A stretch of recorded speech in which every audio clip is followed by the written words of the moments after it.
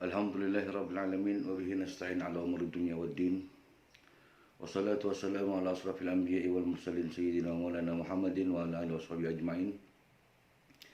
Subhanaka la ilma lana illa ma 'allamtana innaka antal alimul hakim wa tub 'alaina innaka antat tawwabur rahim. Allahumma salli wa sallim wa barik ala sayyidina Muhammadin abdika wa nabiyyika wa rasulika nabil ummi wa ala alihi wa sahbihi wa sallim taslima bi qadri 'azamati dzatika fi kulli waqtin wa hin amma ba'd. Alhamdulillah, para pecinta yang dimuliakan Allah Subhanahu wa taala, Allah masih memberikan kita kesempatan untuk saling bersapa, menambah bekal keilmuan di bulan yang mulia ini. Selawat dan salam tidak lupa kita haturkan kepada junjungan kita yang besar Muhammad sallallahu alaihi wasallam, yang mana syafaatnya senantiasa kita harap-harapkan kelak di hari kiamat. Amin ya rabbal alamin. Para pendengar yang dirahmati Allah Subhanahu wa taala, pada satu kejadian setelah usainya peperangan yang sangat besar, yaitu perang Tabuk, yang diikuti di situ oleh 10.000 sahabat. Lantas ketika itu dalam perjalanan pulang, Nabi mengatakan, raja'na min jihadil asghar ila jihadil akbar. Kita pulang dari jihad yang kecil menuju jihad yang besar. Kemudian para sahabat bertanya-tanya, jihad apa lagi ya Rasulullah? Kita sudah berperang dengan 10.000 pasukan ini, menuju jihad yang paling besar lagi adalah jihad apa? Kemudian Rasulullah mengatakan jihadun nafsi, jihad melawan hawa nafsu. Para pecinta yang dirahmati Allah Subhanahu wa taala, dalam diri kita ada akal, dalam diri kita ada ruh, dalam diri kita ada nafsu. Dan nafsu ini adalah paling buruknya yang sangat bisa mempengaruhi kita untuk bertindak sesuatu yang menyimpang dalam syariat Allah Subhanahu wa taala. Nafsu dan syahwat. Ya, perbedaannya, kalau nafsu senantiasa dididik, dia bisa menjadi nafsu yang baik. Tapi kalau nafsu senantiasa dituruti dengan syahwatnya, syahwat itu apa? Hawa itu apa? Ghidhaun nafs. Hawa syahwat itu adalah makanannya nafsu. Seakan-akan apapun yang kita inginkan dalam kenikmatan, kelezatan dunia kita turuti, maka disitulah namanya ghidhaun nafs, makanannya nafsu. Dan ini sangat berbahaya. Apabila orang senantiasa menuruti hawa nafsunya, maka yang timbul adalah inna nafsal amaratum bisu, senantiasa mengajak kepada kejahatan. Makanya sungguh benar apa yang dikatakan oleh Nabi SAW, ahbas min sab'ina syaitanan. Dalam riwayat dikatakan oleh Imam Haddad, nafsu itu lebih buruk daripada 70 setan. Karena nafsu itu musuh kita, sebagaimana yang dikatakan Nabi, kita pulang dari perang yang kecil menuju perang yang besar. Jihad itu musuhnya kelihatan. Jihad itu musuhnya ketika kita perang, musuhnya itu tampak. Sehingga kita mau mengelak, kita mau lari darinya bisa. Dan waktunya terbatas peperangan itu. Berbeda dengan nafsu. Ya. Musuh yang berada dalam diri kita. Itu seakan-akan kita berperang dengan musuh yang tidak ketahuan. Dan waktunya ini seumur hidup. Tidak pernah tidur. Berbeda dengan perang jihad. Perang jihad ada kalanya musuh juga tidur, musuh juga lelah. Nafsu tidak. Dan nafsu punya keunikan, dia tahu kapan ini majikannya tidur, kapan ini majikannya lengah, kapan ini majikannya lalai. Makanya jihad yang paling besar, jihadun nafs. Ya. Dan di antara hikmah diajarkannya puasa Ramadan itu supaya untuk kita mendidik jihadun nafs, untuk mendidik hawa nafsu kita, supaya tidak senantiasa memperturuti apa yang kita inginkan, supaya timbul di hati kita kepedulian terhadap sesama. Berat para pecinta yang dirahmati Allah Subhanahu wa taala, orang yang tidak pernah merasakan apa yang dirasakan oleh orang-orang yang kelaparan, orang-orang yang kekurangan, itu tidak akan timbul kepedulian dalam dirinya.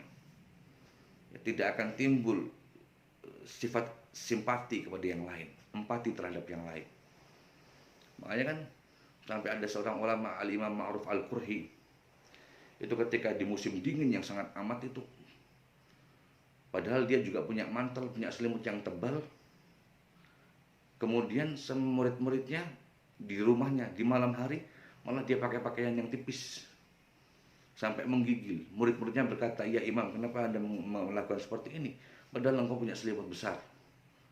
Karena di Arab itu cuacanya ekstrim. Kalau sudah dingin, dingin yang sangat. Kalau sudah panas, panas juga yang sangat panas. Jawabnya Imam Ma'ruf Al-Qurhi, "Aku dingin menggigil seperti ini. Di luar sana banyak orang-orang miskin yang menggigil atau bahkan mati kedinginan. Kalaupun aku tidak bisa memberikan yang terbaik terhadap mereka apa yang aku miliki, setidaknya aku bisa merasakan apa yang mereka rasakan." Makanya Allah mengajarkan hikmah, di antara hikmah puasa Ramadan, diwajibkannya kita berpuasa, mengajarkan pada kita sifat empati, sifat kepedulian, apa yang dirasakan oleh sesama kita dalam keadaan lapar, dalam keadaan tidak punya apa-apa, dalam keadaan serba kekurangan. Para pecinta yang dirahmati Allah Subhanahu wa taala. Untuk itu Nabi Allah Yusuf ketika dalam puncak kejayaan beliau memegang tampuk kerajaan, setiap hari puasa sunnah. Ditanyakan, "Lima tuksirus saum?" Kenapa engkau memperbanyak puasa sunnah wahai Nabi? Wa khazainud dunya biyadik, padahal kunci-kunci dunia itu di tanganmu. Engkau bisa makan kapan saja. Engkau bisa mempergunakan kapan saja. Engkau bisa memakai fasilitas apa saja yang nikmat-nikmat. Jawabnya Nabi Allah Yusuf, "Aku takut seandainya aku tidak mendidik nafsuku untuk seperti ini, bisa merasakan apa yang dirasakan oleh orang-orang fakir, aku tidak bisa menjadi hamba-hamba Allah yang senantiasa punya rasa kepedulian terhadap sesama." Para pecinta yang dirahmati Allah Subhanahu wa taala. Makanya sungguh benar apa yang dikatakan Al-Qur'an, "Inna nafsal amratum bisu." Nafsu itu pertama mesti mengajak kepada kejahatan. Pasti mengajak kepada keburukan. Kecuali yang senantiasa mendidiknya, senantiasa mengekangnya, karena kita berperang setiap saat, setiap detik, dan musuh kita tidak pernah tidur, musuh kita tidak pernah lalai, musuh kita tidak pernah lengah. Untuk itu perlu kita renungkan bahwa inilah saatnya bulan ini kita benar-benar mengontrol nafsu kita, mendidik nafsu kita, supaya nanti ketika setelah puasa Ramadan selesai, kita menjadi hamba-hamba Allah yang berhasil, yang senantiasa bisa mendidik nafsu kita ke nafsu mutmainnah, nafsu yang baik, nafsu yang diridhoi oleh Allah Subhanahu wa taala. Para pecinta yang dirahmati Allah Subhanahu wa taala, untuk itu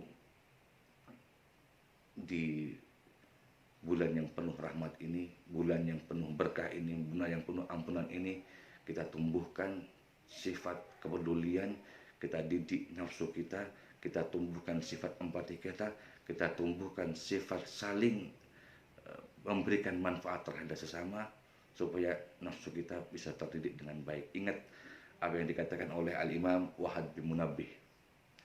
Beliau mengatakan, di kitab-kitab Taurat, di kitab-kitab Injil, di kitab-kitab sebelum Al-Quran itu tertulis dengan jelas maktubun, ya, al-haris fakir walau kana malikud dunya.